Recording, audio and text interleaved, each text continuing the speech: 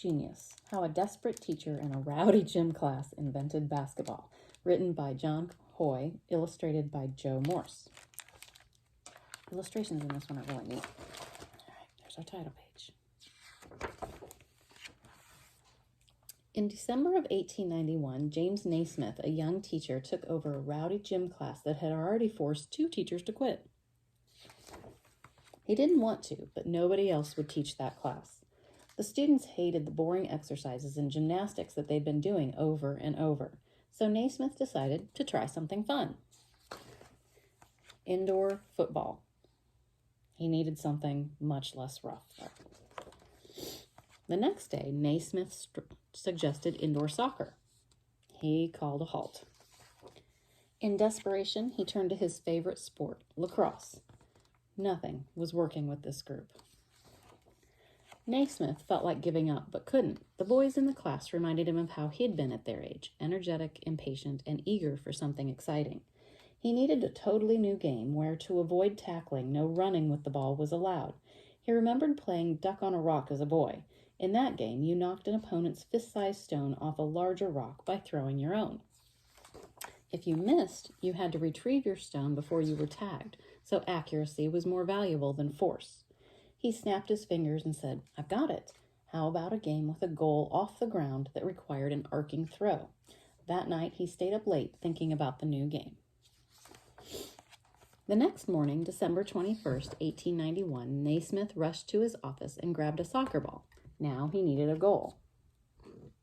Here she is again. He asked Pop Stebbins, the building superintendent, for a couple of square boxes. He didn't have them, but he had something else. 2 old peach baskets. She's going to help. Scooch. Here we go. Naismith tacked the rules to the gym bulletin board and promised the class that if this new game failed, he would not try any more experiments. Captains chose teams of 9 members, and Naismith selected 2 center men. He tossed the ball up between them, and they jumped for it to start the new game. Oh, she's knocking over my recorder. Because the men had never played before, Naismith called many fouls for holding, pushing, and tripping. After 2 fouls, the player had to sit on the sidelines until the next goal was occurred. William Chase launched a shot from 25 feet that went in for the first and only basket of the game. When Naismith blew the whistle to end the game, nobody wanted to leave. The next day, the students lined up eagerly for the game. They played hard, but avoided fouling because they wanted to stay on the court. When students went home for Christmas vacation, they taught the new game to their friends. Soon, people in cities, small towns, and on farms were playing basketball. In 1892, a group of women teachers from a nearby school asked James Naismith if they could play too. "I don't see why not," he said, and games were arranged. In one of them, Naismith, as a referee, was shocked when he called a foul on one of the women, and she protested as strongly as any man. But he remembered that game clearly. One of the women, Maud Sherman, later became his wife. By 1936, basketball was so popular around the world, it became an Olympic sport.